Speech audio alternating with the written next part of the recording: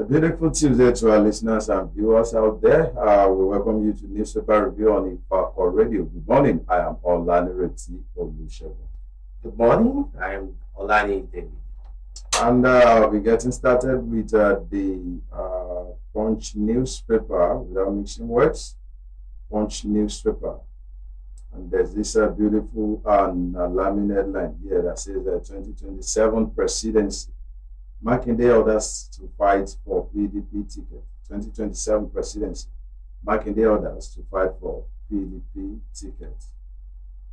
The People's Democratic Party's 102nd National Executive Committee meeting resolved to zone its 2027 presidential ticket to the south, paving the way for your state governor Seyi Makinde and other southerners to challenge President Bola Tinubu in the next election. The party's NEC also upheld the current National Working Committee zoning formula for the November elective convention in Ibadan, Oyo State, and confirmed Umar Damagun as the substantive national chairman. Meanwhile, loyalists of the 2023 Labour Party's presidential candidate, Peter Obi, including Obedience Movement National Coordinator Tanko Yunusa, said the former Anambra governor needs more time to reflect before deciding on his next political move. I think for the first time, the PDP have spoken. They've done the needful, which they failed to do during the last presidential election. Yeah. That would have given them a particular leverage, but unfortunately, they got it so wrong then because it was a northerner that was rounding off his tenure, and everybody assumed that all realistic political parties will zone to the south, and that may eventually come from wherever, be it the south, the southeast, or southwest. But unfortunately, they opened that door to everyone then, and that ticket go back to the former Vice President Atiku Abubakar, which didn't go down well with so many people. Somebody like Makinde, the incumbent FCT minister, Yes. that is Wike, and even Peter Obi. That was the major reason why Peter Obi left the PDP to the Labour Party. But now that PDP have spoken, I'm afraid this is where we should consider the credibility of some of these aspirants. This should not be a concern to the obedience movement, but now we see them saying something. Yeah, because if I'm a comment, Chairman, just like you're right, they said the PDP got it right this time around, but I still have some observation about that. Yes, it's good that I think to the sincere they got it this time around because if you look at what happened in 2023, we'll see that power is leaving the north, and of course the fight the money bag. I will use the word the money bag. So the money bag was able to clinch the ticket, and of course which is also a northerner, and that is what make the Peter Obi movement to be more popular at that time. And we've always known, so it's not new to me, that Governor Makinde of Oyo State got his highs on the fourth political seat of the nation. And I think it's a kudos to the PDP for having a successful 102nd, I think, or two NEC meeting, and for them to have zoned it to the side. I think with that report, you see that every other zoning take the right course except for the presidential ticket, which so I think it's a good day for the southerners. And when we talk about the southerners, so it's just putting on the southwest and the southeast and the south together. Sure. So anybody, any aspirant is free. Now my major concern is about Peter Obi. Now Peter Obi, this time around, will be is he? My question is that is he still the PDP party member, or the coalition ADC party member? Because over what you just read on the dailies of the Punch newspaper, the coordinator of Obedience Movement is still saying that they are trying to consider. Is it that they have no bearing, they have no house, they have no political umbrella, or something that? If you ask me, I think at the moment Peter Obi doesn't have a stable base.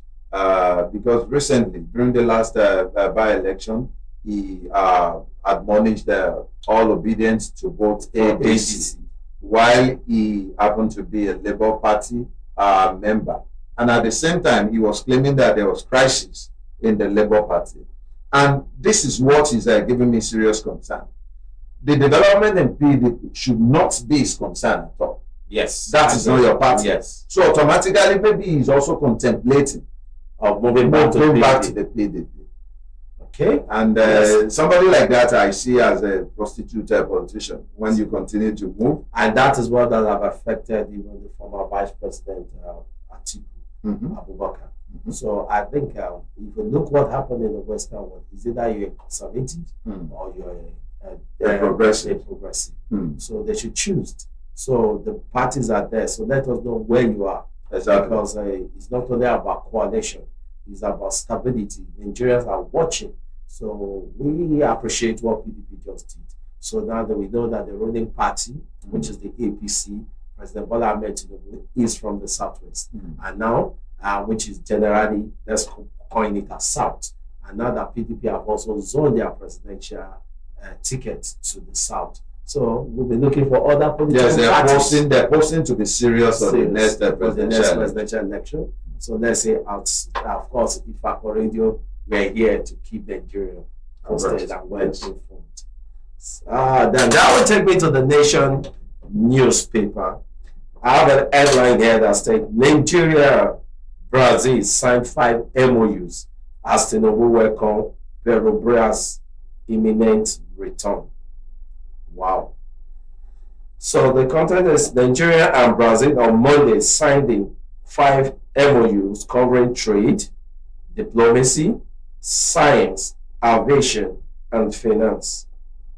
In a move both countries described as turning point in their long-standing bilateral relation, the agreement witnessed at the Palacio do Palatino in Brasilia were announced as joint press conference where President Bola Ahmed Tinubu hailed the imminent return of Brazil's state-owned oil giant Petrobras to Nigeria.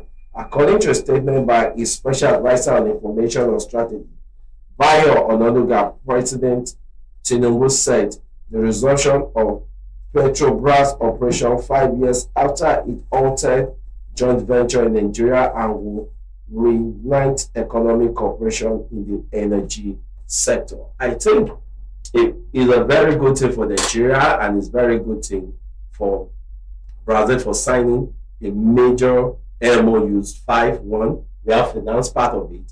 2, we have the aviation part of it. And 3, we have the let me see,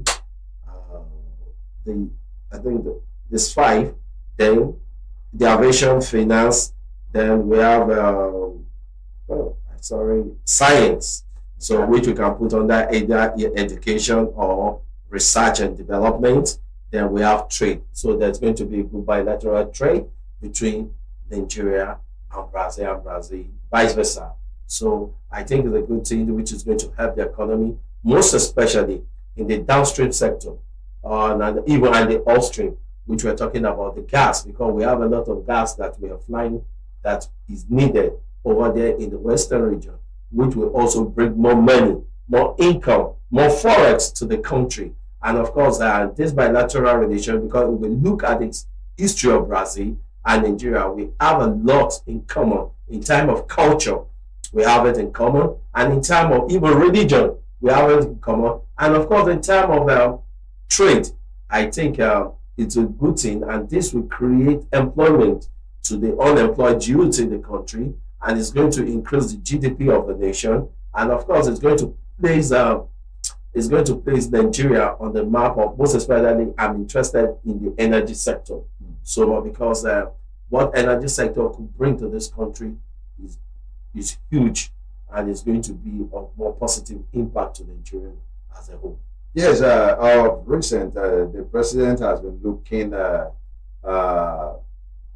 has been having a series of bilateral relationships with the South American country, Brazil. I cannot really say what prompted that, but nevertheless, All we need is results. If country A is now adding value, and you can shift your focus to country B, what really matters is whatever you are doing, just make sure you get it right. The last time he visited the South American country Brazil, he was there and they spoke extensively about agriculture. But now this is another 5 major areas that is very important in any economy or for a nation to operate. So whatever the president is doing, he should just make sure it is justifiable. What matters is the result, because if you look at it, he's already past mid-term of his administration. And by now, before we know it, in the next couple of months, we'll be talking about re-election. And no doubt the president will want to return. Nevertheless, all these things he's looking up to that country for, they must have been in manifestation so that it will help the process of coming back for a second term. And in addition to that, the president will also look inward, and most especially in the area of security.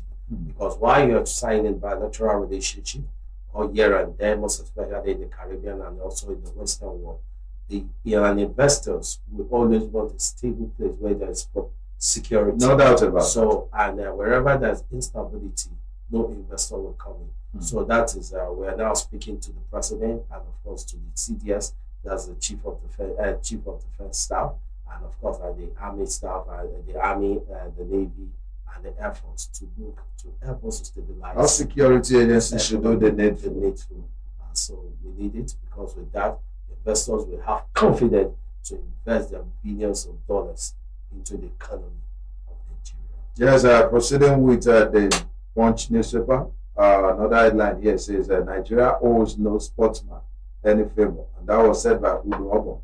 Nigeria owes no sportsman any favor, Udo Obon. Two-time Olympic medalist Ifako Udo Obon believes that the past and present Nigerian athletes in different sports are entitled to respect, and yes, they are entitled to respect and recognition from the country against the idea of lifetime financial benefits.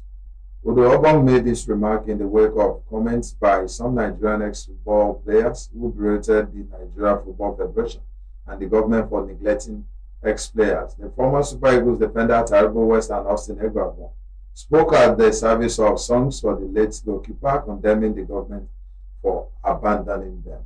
But this is an athlete, a sportsman, maintaining a different position. And yes, he is also entitled to his own view.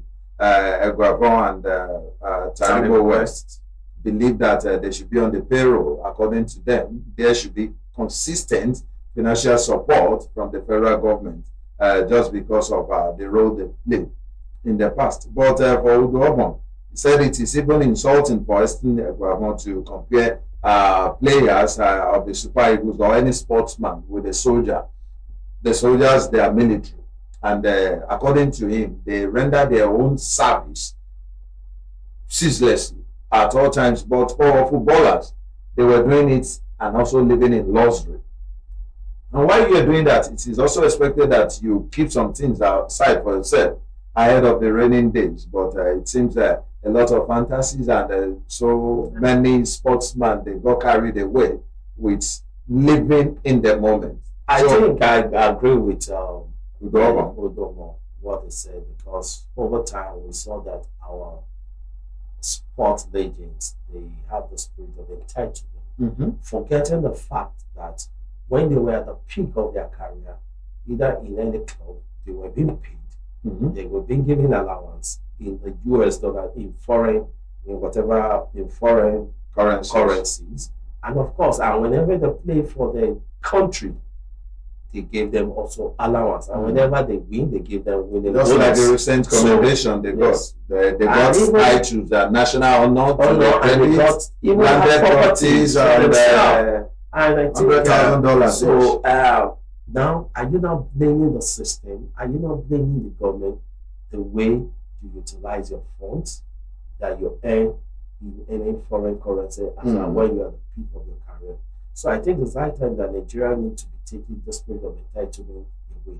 That because it is the job that you decided to do where you are being paid for. So if you don't save against the raining day, so which fault? Is Yeah, it you Nigeria? suffer for it. So you pay your dues. And even terrible words, I understand your pain, but the issue is that some of the statements that you said are not to be made. It ought not to come from someone like Terrible West and Ekwebo.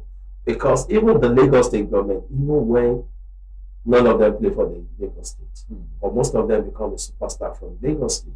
And even Lagos state and that Lagos state gave 15 million naira to the late family of Peter Rufai. And I know that there are some other individuals that will do that. That, okay, we know that you people played for Nigeria. But first and foremost, you play for one particular club or the other in the Western country, in the Western world, that you earn money. Even playing for the country was a temporary arrangement. And when you only come around when there is and you're being given bonus. Tournament. Exactly. And playing for your country give you an edge. It is even expected that everybody should be patriotic, and that is your They own give you an role. edge to play for any club, because any club that sees you that, oh, this man is playing for his or her country, what? And they get you, they sign you up. So I think that spirit of entitlement, and I think Peter Rufai, Ekwebo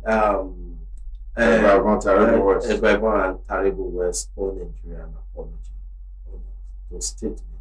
So it's just a part parcel of I hope they will agree to the apology part. But nevertheless, we have spoken from here. Yeah. So I guess we're moving to Vanguard newspaper. 1 in 4 people lack access to safe drinking water. United Nations.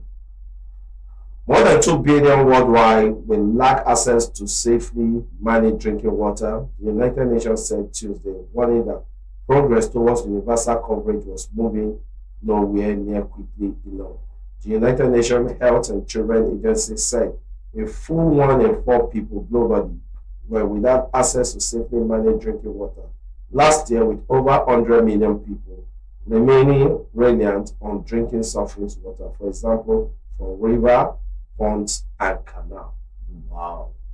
So I think it's a global thing. Yes. It's not just common to Nigeria, because I know that we still have people that still drink water from the river, from pond. In fact, the most surprising one is the one I saw, canal, that people take water from canal. That's crazy. Very, very crazy.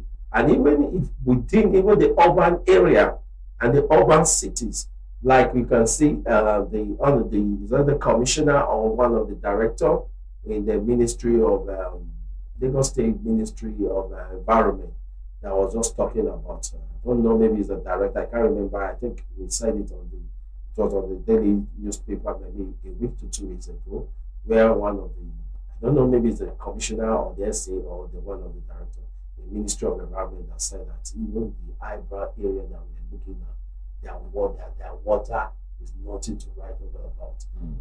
That is in the Lekki axis. So, and if it can happen in an eyebrow area like that, so I can imagine what will be happening in the villages. And what will be happening. There are several parts of this country that up till this moment don't have access to potable water. And we are calling on the government of the Federation. Charity, they say, begins from home. So when we're talking about the position of is it UNESCO or what? United Nations, pardon me, we should consider doing what is ideal for our own people in the first place. Talking about basic infrastructure, water, when you give water, you give life. So government should prioritize that and see that they get to all nooks and crannies of this country. It is achievable only if the government is willing. Even before meal, water can sustain man. Yes.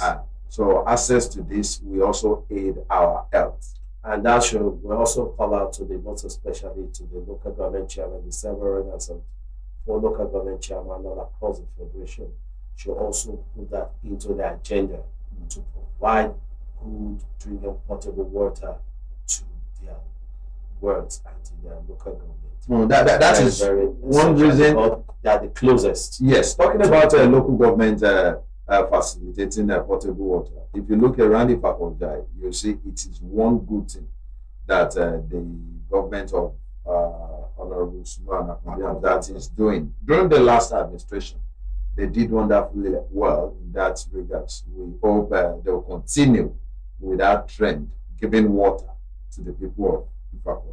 Yeah, I think I gave kudos to the executive chairman. So from Ifako Radio, we give kudos to you. And many likes other that are doing the same. Not only in Lagos, although in the other political, geopolitical zones. Exactly. Yes, moving on with the Punch newspaper. Akwa Ibom APC stalwarts accused Minister of Anti-Party Activities. Akwa Ibom APC stalwarts accused Minister of Anti-Party Activities. Some stalwarts of the Operative Congress in 29 out of 31 local government areas of Akwa Ibom have accused the Minister of Petroleum Resources, that is gas, Epo, of working against the party's interest and growth in the state. In a letter addressed to the President, Bola Ahmed Tinubu, a copy of which was made available to newsmen in Uyo on Tuesday, Uyo on Tuesday, yes, that's today, this morning. The party stalwarts alleged that the minister is nursing a gubernatorial ambition and call on the President to immediately call him to order. The letter was endorsed by Michael Essen, blah, blah, blah. You can pick a copy of the Punch and to further understand the story. But if you ask me, there's no crisis in having an ambition that is expected. Anybody that doesn't have an ambition is either dead or doesn't know what he's doing. So, but what matters is that we must not be desperate with our ambition. We should imbibe the spirit of sportsmanship. Yes. I don't know the motive behind this letter that was sent to the President, but this is politics. And anything can happen. There are always ways to stop a person's career, vision, or dream. But what I see here is strictly politics in motion. It could be from within or even being influenced. And of course, talking about the anti-party activity, I think all political parties should have a constitution that is binding their members from crowd. So I know in Nigeria, most especially for anti-party and cross-carpeting from one political party to another. But there's a way it can be called. It's not, to me, it doesn't really speak well about some of our politicians. Because if we look from where we learned this democracy from what we read from the Western world, you see, once they are conservative, you remain conservative till you die. Even when you are in the progressive or Democrat, you remain a Democrat for life. So I think we should also invite some culture into our political system. But for them to have accused him of anti-party activities, they must have an evidence, because it is a terrible thing to allege someone without having an evidence to that effect. And I hope, just like I stated earlier, that it is not just politics, because they are asking for his recall.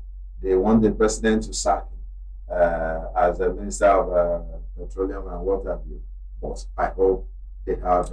Maybe he has turned himself to an Abuja politician that refuses to come on to the grassroots, but trying to use the presidency power to secure the ticket. Even if that be the case, they can call him to order.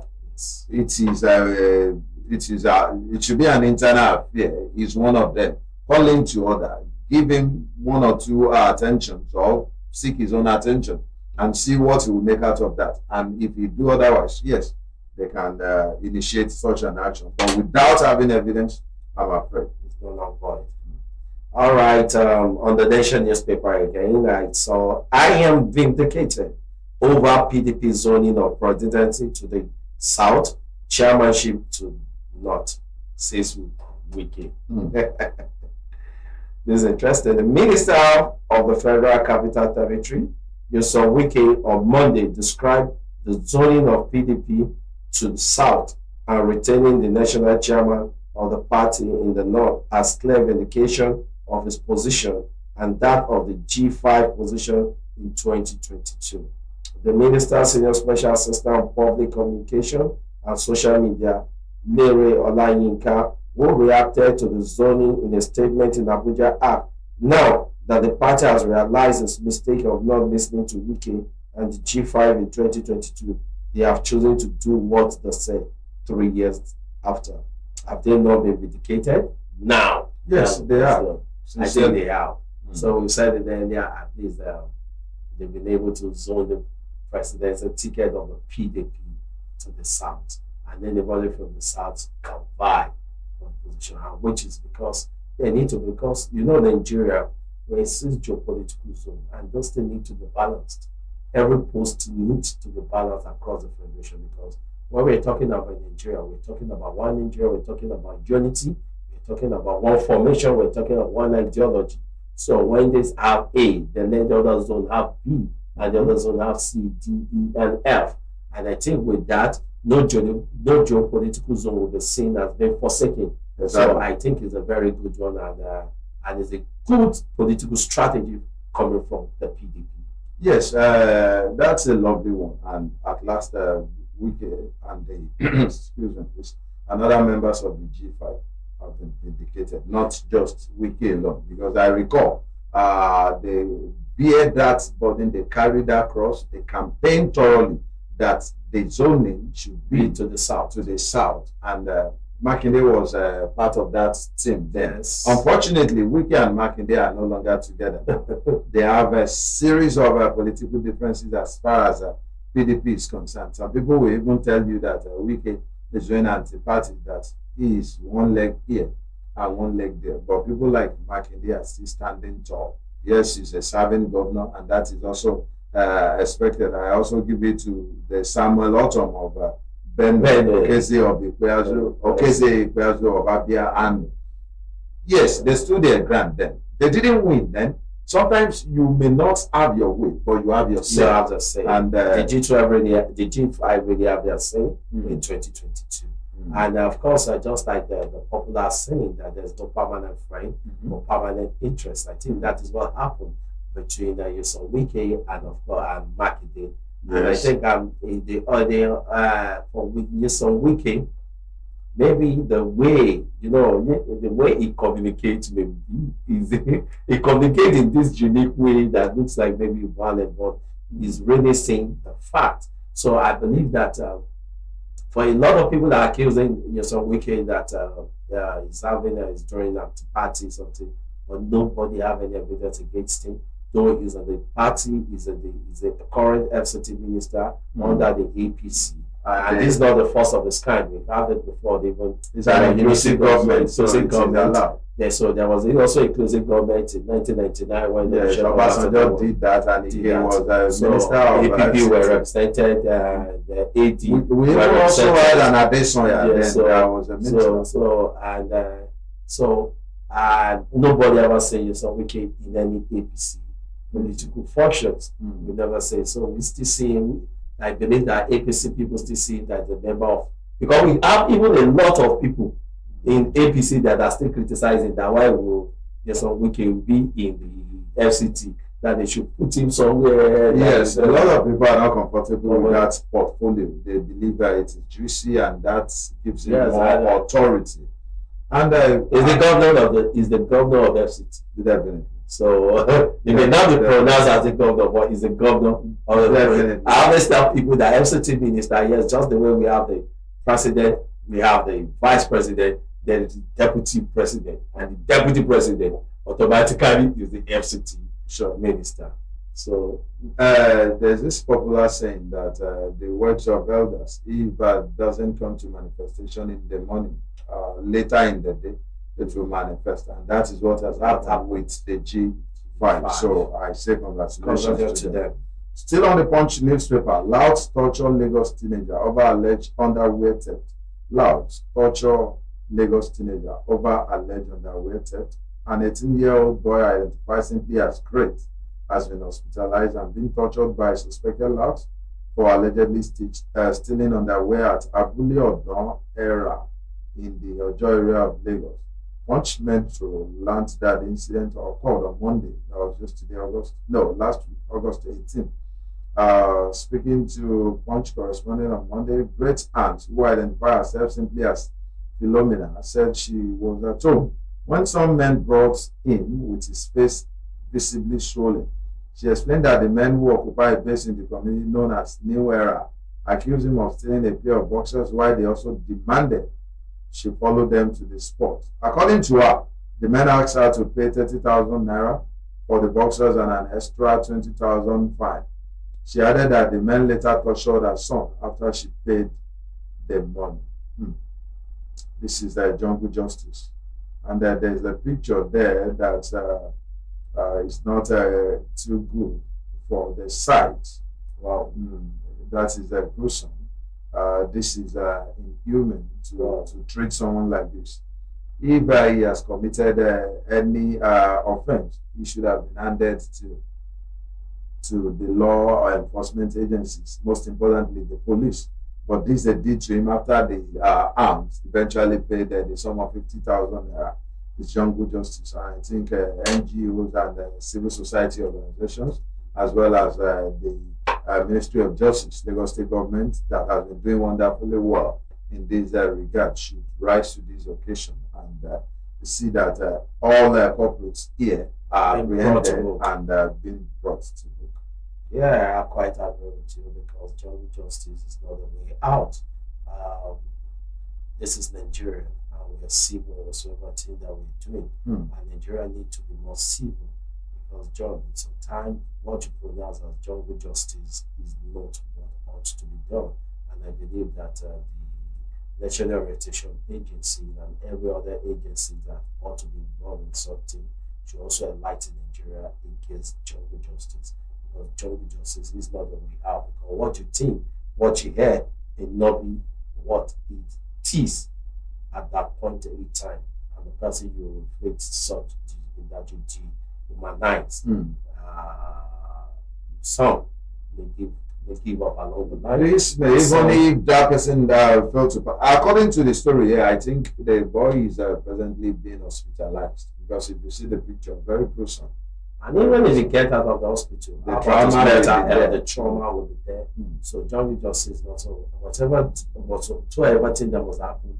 Please, Nigerian, please negotiate, please hand them over to the appropriate authorities, which is Nigerian police force. There are police stations all around in all local government of the federation. So you can hand them over, and where there's no police station, there will either be civil defense corps that will be there, which also adds more civil. So you hand it over to the appropriate. So I think the needful will be done from there, and you can start monitoring from there. So this taking me to Daily Post. On Daily Post today, I have an airline that says Nigerians have lost trust in political elites, ADC. The African Democratic Congress, ADC, says Nigerians have lost confidence and trust in political elite of the country. The National Publicity Secretary of the party, Bolaji Abdullahi, made this statement on Tuesday while responding to questions in an interview on the Morning Brief, a program on Channel Television. Abdullahi also accused the ruling APC of abandoning the primary purpose of being elected, stressing it could be what is causing the pressure for PDP to do what they are doing. Well, the game has started. The game of throne has already started. And we can see that our politicians are trying to start countering and recountering themselves and are strategizing to get to the heart of Nigeria. But what do you think? Do you think that Nigeria have lost trust in our political elite, as says by the ADC? Is Abdullahi not one of the political elites that we are talking about? He was a former minister under the Buhari administration. And when things eventually fall apart, he defected to the PDP. So what are we talking about? And now to ADC. Yes. If he is saying the elites have failed, then he has also failed. Because at different points in time, he occupied political offices. So what did he also do? Why he was there? Exactly. So these are questions he should also give answers to. And he cannot speak for Nigerians. He can only speak for himself. Even for ADC. Now that they already made him their spokesperson, he can speak for ADC. And that is telling you that they have a biased mind, they have sentiments against the current government? I think this should go to all political parties. If you may criticize one political party or one policy of any political party or the ruling party, let it be constructive. Yes. Let it be concrete. Let it be a point that yes, Nigeria will be not that trying to pull one political party down without having any concrete ideology. Because if we look, Abdullah have been was also a political gladiator over time in this country, and is also part of the elite. So if he's asking those questions, automatically is also a failure. So Nigerians are watching, Nigerians are listening, and Nigeria, then of course, Ifako Radio will be. We criticize, according to the daily newspaper, we may criticize and we may also support. But Abdullah, I think you're also a failure because you are a gladiator in the political terrain of this country. Yes. And such question ought not be coming from someone like you. So just tell us what your party, the coalition party, etc., asks for Nigerians to better the livelihood of Nigeria. What you think that the current ruling party do not have or they're not making up that you know that your coalition party can do it better. Why not start marketing that to us now? Why not start marketing that to Nigeria so that Nigeria will not take your party serious? I hate saying this always, but it is something we have to bring to the attention of the Nigerians. Most of all these people that form the coalition have been in government at one time or the other. What is it they fail to do then that they want to go and get done now? Nigerians are getting wiser on a daily basis and we refuse to be fooled. Yes, if they have a better manifestation or better manifesto, pardon me, and they are convincing enough, yes, Nigerians will go for them. But we are not going to wait till they are home office. We want to see them in action. We want to see them in motion. That will speak more. It is not in words. Yes, words doesn't, it's not thunder that grow plants. It is rain. So we need action. So they should talk less and swing into action. And same to the ruling party. The ruling party should talk less. We want to see result.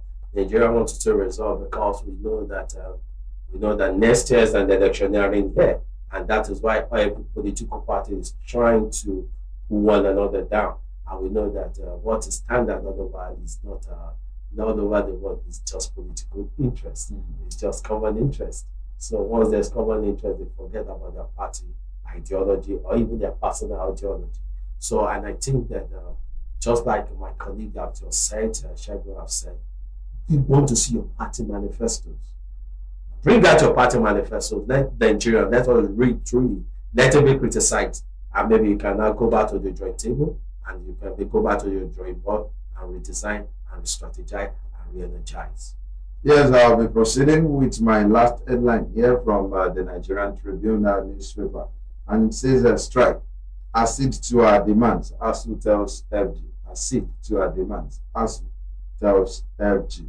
The Academic Staff Union of Universities has enjoined members of the public to prevail on the federal government to accede to all of its demands so that the destruction of academic calendars will be averted, drawing attention to the looming crisis in the university system. ASU said that it will not allow its members' welfare to be subjected to the government's delay tactics. ASU Zonal Coordinator, Professor Biodun Olaniyi, said this on Monday at a press conference by the Ibadan zone of ASU, which was held at UI ASU Secretariat at Jibode Extension, Ibadan. So we are calling on the government of the Federation to please accede to. But my concern is all of its demands, all. Accede to their demands. I am not emphatic about all. Let them know you recognize them. Let them know that they acknowledge for the good service they are rendering to the nation. Because without academics, maybe the state of the nation would have deteriorated more than this. Already, despite the fact that there is education in place and some people are making it a serious priority, we still have a lot of nuisance on the streets. of Nigeria. Get to every bus stop, every junction. Some are not even on the streets, but they're constituting nuisance, giving Nigeria a bad name. So at this point, I think we should encourage ASU so that they will continue to do better. But talking about all their demands, I haven't seen the content of their demands, but government should give them orders. So I think they should make that demand public so that Nigeria can see.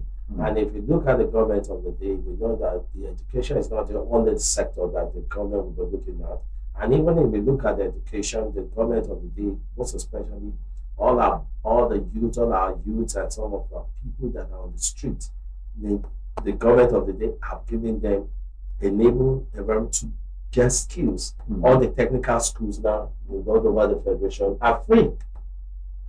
Get the free form, go there, pick your free form. And again, I was told that according to the give them stipend, they are ready, the government of the day is ready to give them stipends. And I think that Nigerian youth should take advantage of that. And for ASU, I think just like I always say, that I think Georgia is better than the government should bring them to a roundtable talk. So they should bring them to roundtable talk and let them discuss it. And of course, the major things that needed to be done. So the Nigerian government of the day should do that and make it out. And they must ensure that there's no disruption to the calendar of academic calendar. Enough of that. That should be a thing of the So right now, we shouldn't have anything called strike in the academic sector. And I have on the last my last headline today on Daily Post, I have troop rescues 6 kidnapped children in Katsina village. Troop of Operation Fasan Yama, in collaboration with police operative and community watch team, have rescued 6 kidnapped children in Gidamaga village, Manufashi local government area of Katsina. The incident occurred on Monday when government invaded the community in an attempt to abduct residents. Security forces engaged the attackers in a gun duel, forcing them to abandon the children and flee into Nama forest. The victims were identified as Abdul Hakim, Rilwan 12, Zinatu Mansia 10, Adol Sani 9, Sonny Omar 10, Joseph Omar 10, and Jamilu Nasiru 11, all from the same village.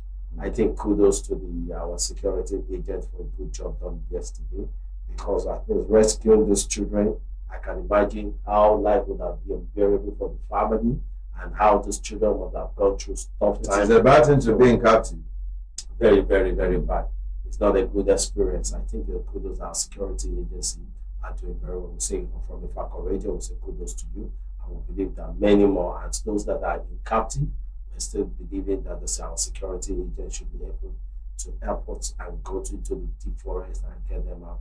And I think the government of the day is really trying, and I think it's possible that we have a good security and enabling environment for all in Nigeria. Yes, if the government is willing, it is achievable. They only need to have a mindset of wanting to